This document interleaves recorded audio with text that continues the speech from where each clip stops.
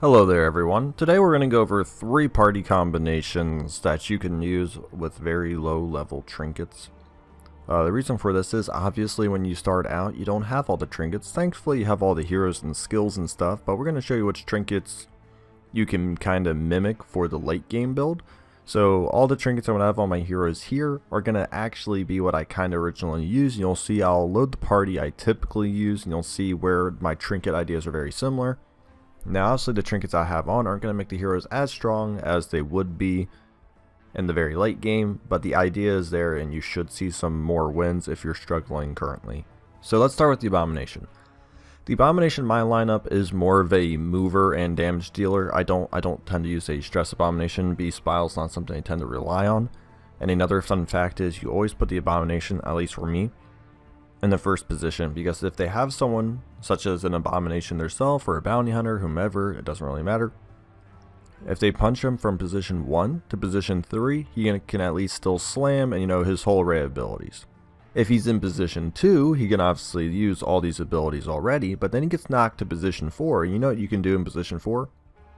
Absolution. That's it. Nothing else can be used in position 4. So you'll either have to manually move him back or have somebody else move him forward. So he gets nullified pretty quickly in position 2, which is why we have position 1.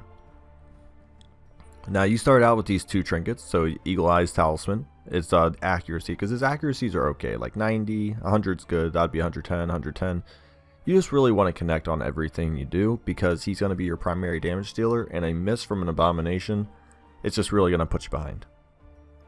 So we give him an additional 16 accuracies, which is pretty crazy. That puts that at 116, 16. So those are some pretty crazy good accuracies actually for Butcher's Circus.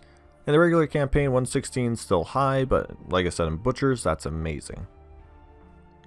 And then we got that move skill chance. And the reason why that's so dang important is because of Slam. We really use Slam to mess up people's lineups. It can still do a good amount of damage as well, because his damage is 10 to 19, and then you get some extra damage from the trinket as well.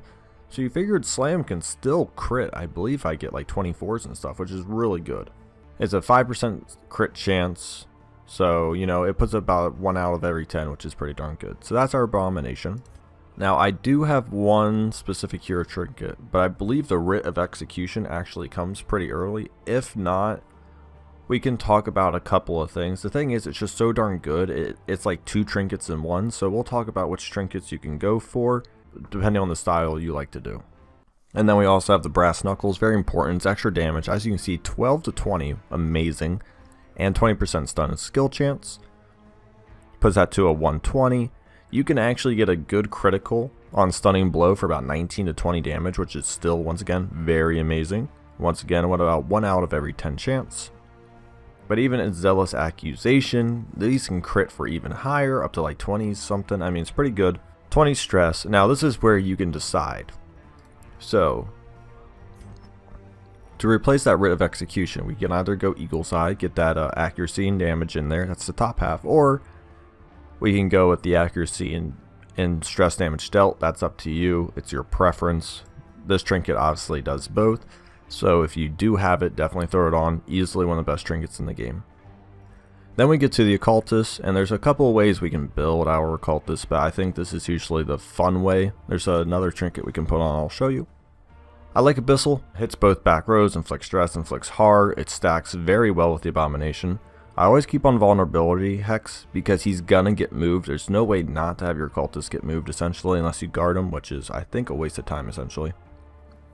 So people are going to most likely pull him to row 1, so you're going to at least want your heal and obviously your vulnerability hex, and that's a lot of stress. 30 stress and minus 20 dodge, huge stuff there, and plus 9% crit. I mean, the stress damage this can do is insane. And then you have Demon's Pool, which is always good. It clears bodies, accuracy of 120, that's insane, inflicts horror once again. And we'll show you which trinkets you can put on for that. It's going to be the net again. And then obviously, just to help out those lower ones, you can get the big heal bomb. Now if you're not too fond of the RNG of the Occultist's heal, you say, well, he already has pretty big heals, so I don't want to.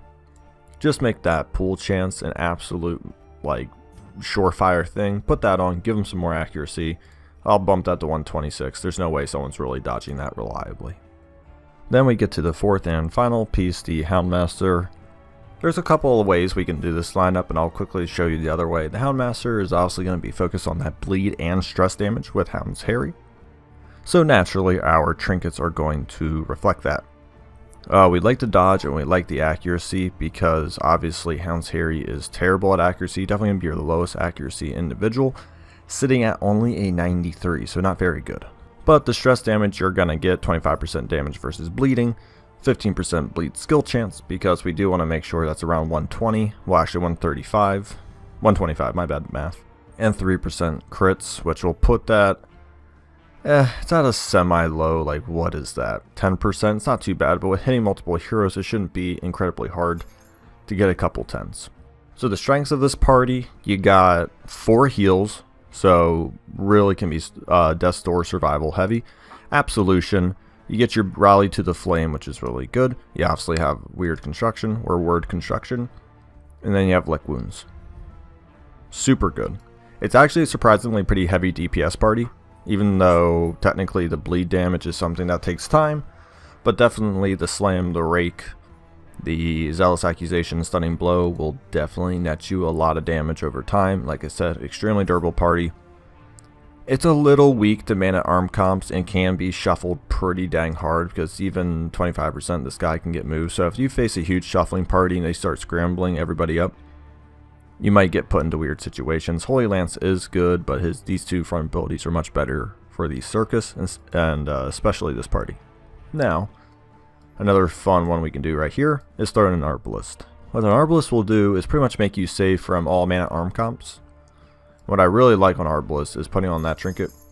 It puts it to an 80% and 40%, which means probably not going to move too reliably. Now, the trinket itself kind of counteracts how I usually want to play the hero. But what's really nice is, as always, you do have a mark on the Occultist here with obviously vulnerability hacks. So most likely, once the person pulls you, the Occultist, you'll probably be using vulnerability hex anyways, thus you can set up the marks. All you pretty much have to find is a trinket that's just going to buff some damage or give her better death blow chances here, which let me find that for you real quick. Here we go, the finisher, 20 accuracy versus HP below 40. And then obviously 25% death blow chance. It already has an accuracy of 110, which is why I'm not too weirded out with the -4 accuracy modifier. It's still 106. Pretty darn good. So what you do is you get a 25% death blow, you get a 30% death blow on top of your 25% death blow. It's almost a surefire kill. Early on, that's really useful. We also get the Cure Bleed, we also get Illuminating Flare to clear debuffs, and then Bola to always push yourself back. I think that's very good. Some niche situations, and this is where I did this party once, I wasn't too fond of it. You could do Suppressing Fire because the 25% stress damage taken does actually amplify on the horror. So if you got 16 stress back there, they start taking 20. Then if you do this again, it can snowball fairly quickly, but I do believe Sniper Shot is just so much better. And other skills I would take off, I wouldn't dare take off Illuminating Flare. I mean, clears stuns, dazes, mark targets, and debuffs, and so, I mean, it just does everything. And one ability too good not to take off. This once again gives you multiple options to cure, and especially helps you against flagellants. And then Bola will help you get back. So really, it would be between these two, and Sniper Fire is just so much better at actually finishing people than Suppressing Fire is. Alright, now the same party, but with upgraded trinkets, so when you get there one day. So once again, we actually still have the Eagle Eye Talisman on.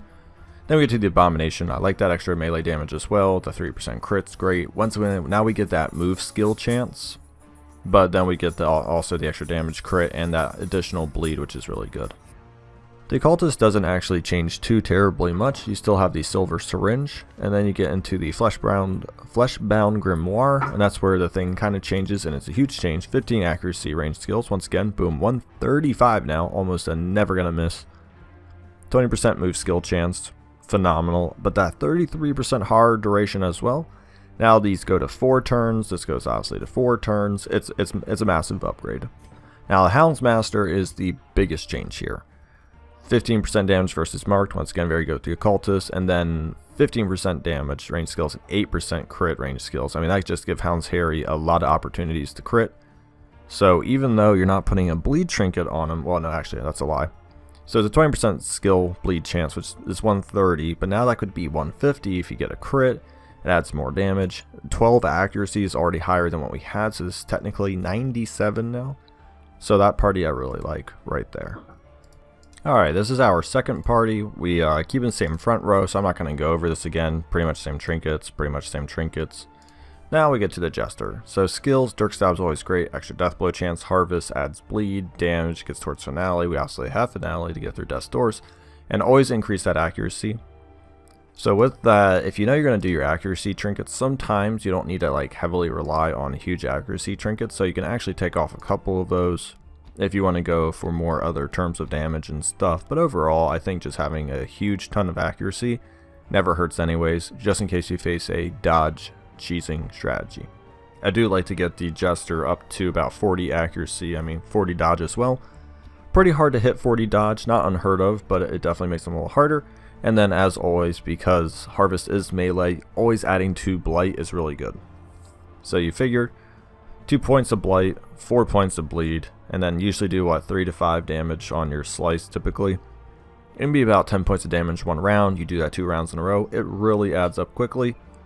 And his HP is low, but if you want to fix the low HP, and if you don't think you get very lucky in terms of dodging, the Bloodstain, it's not bad. You could. It's 40 HP. Dodge is only 25 now though, but honestly that's your best bet. You could do some protection based off 20% protection, but he doesn't really use distress. You could do 10% protection. That it's up to you. You could play around with it, but overall I like chancing it more with the dodge and accuracy, because harvest, even though you would essentially battle it, is only 85 accuracy. That's not a lot. Only 90 on Dirk Stab, 150 on finale, not missing. And then we get to the Vestal, and there's a couple of ways we can do the Vestal as well. You can make sure she has a lower chance of getting moved, but it would still be about 50 to 70% chance, which isn't that high. So I'm not a huge fan of the exotic snuff all the time, but it is an option. And then you also get the syringe that heals, and once again, if you're like, 70% chance, who really gives a crap, it's still way too high, just get out the brass knuckles, because you're going to want Dazzling Light to have a 120% chance to stun. The pros and cons of this party are, it has actually pretty good damage, and it has good stun control actually. You obviously have manacles, you have stunning blow, and you also have dazzling light. A lot of stuns, you can circumvent around that. It has low DOTs, that's not necessarily a good thing for high protection based enemies, so obviously against high protection based enemies you're going to suffer. And it's very susceptible to mana arm comps. You only have 1 debuff clear, but that's also about 1/3 of your damage gone. So those are things it can lack at. Now let's redo this party but with higher tier trinkets and see how it looks then. So this one I actually have accuracy, virtue, damage, on attack, self, miss, 8 stress. Not the end of the world because of that virtue chance. But then we also have the Abomination Padlock, which you've seen.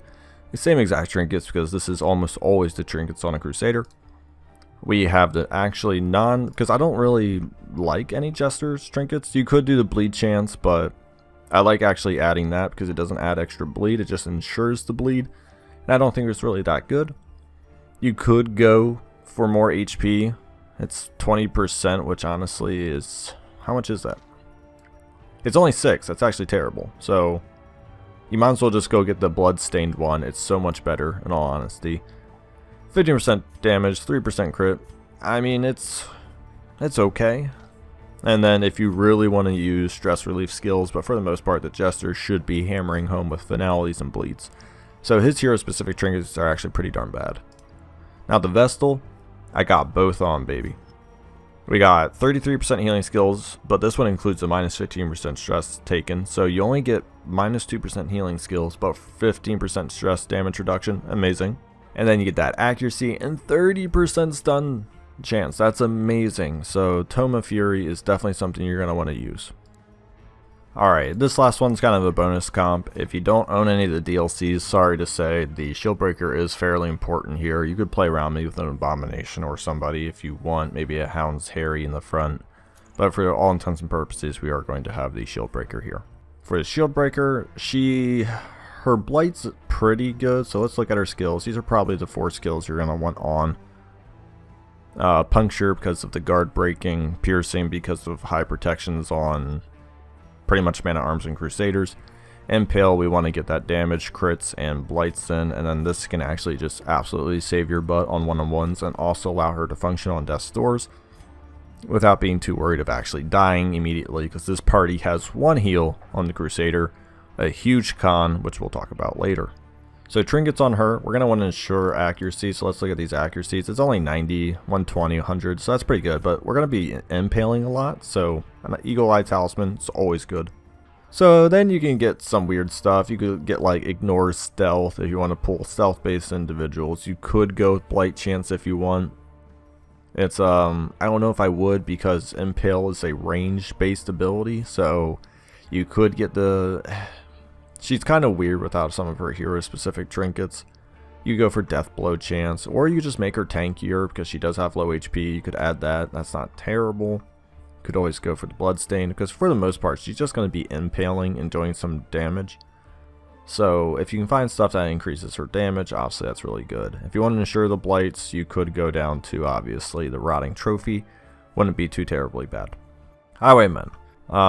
So if you have his trinkets, they're really good. We'll look at them once you get that there. But the parrying dagger is definitely one we would want to put on because of the riposte stuff. Obviously we're not going to have that, so for the most part what we're going to do here is make sure we try to get him some additional accuracy, because his riposte is 100. But we're going to want to make sure that hits pretty much all the time along with the Wicked Slice. So the more we can do. So this isn't terrible. So it's damage, accuracy, accuracy, dodge. So it gives him a little bit of dodge. So it's not the end of the world. Once again, low HP, which is one of this party's bigger cons. Typically we would have an Eagle Eye Talisman on this dude, but we don't. But he's going to be doing, well, we actually do have one left, so let's put it on, sorry. We're going to make sure this dude wants to hit, and he's actually going to be pretty big in the heals department and stuff, so you could even maybe put a silver syringe on. I don't know if I would, but it is an option. Or you could go melee damage 15%, but you really do want some accuracy in there. An awesome additional, because he will be doing some support based stuff. You could always have him for stun skill chance as well. You know, you could go for the 10%, 20% stun skill chance. You could go for bigger heals, 35% on 4 to 6. It could give you honestly 9 HP on the high end, 6 to 7 on the lower, which isn't terrible, but in butchers I'll probably get blown through pretty quick, so it may not be worth it. If you're saying, I'm not feeling the heals, Brass Knuckles always good, or if you're in the Zealous Accusation range, always good as well. Then we get to our big boy Man-at-Arms. He will be guarding and also using his, I'm not a bellow botter, no bellow, because bolster's really good, command's really good. Retribution, he does have that, but he probably won't end up using it. And then Defender. So for the most part, we want to give this dude HP and production. So the Gladiator helmet's pretty darn good. And then you could also go for the Bloodstained if you want, that's 56. If you want more protection, once I find it, you can always do the Pit Fighter's Helm instead. So not too bad, 30% protection right away. And then once you guard, it gives you how much in this mode? 30. So you'd have 60% protection, 1 guard. Pretty darn good at 51 HP. Now, problem with this party is they get melted by AoE blight damage. Now the great thing about it is you do at least have one riposte option.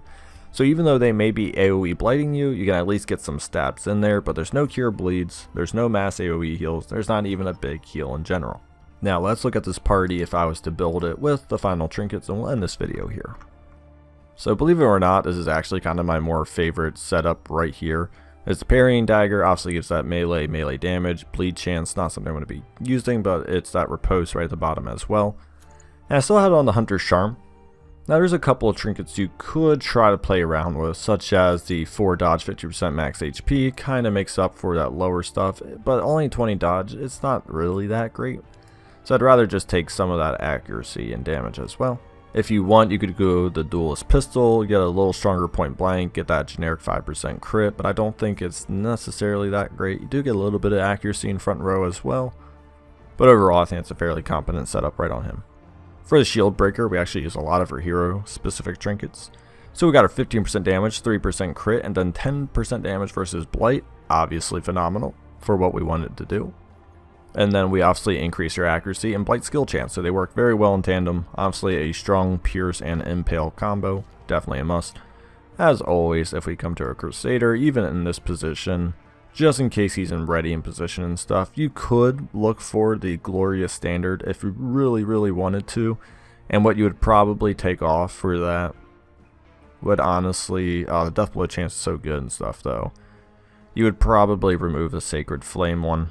Wait, is that what it's called? Sacred Blade, my bad. Sacred Blade, and you put on the Glorious Standard if you want a more support based.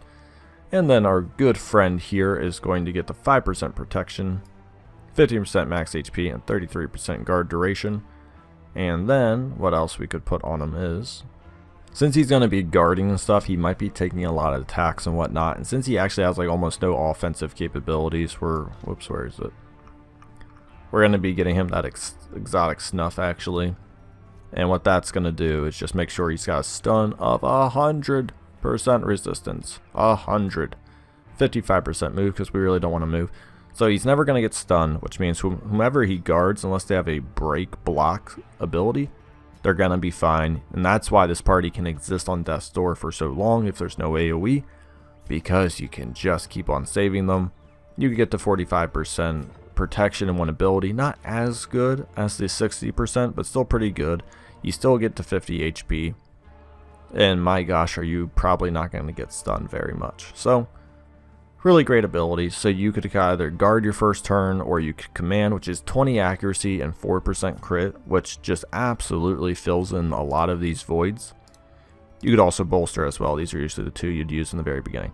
So 20 accuracy, 4% crit, I mean, you figure all of these go well above 100 then. I mean, it just gets stupid how quickly your accuracy goes up, which is why it's not necessarily a big deal to have too many accuracy skills. That's why I go mostly for damage, like 25% damage increase, and that's about 15% damage increase, 10% damage versus blighted.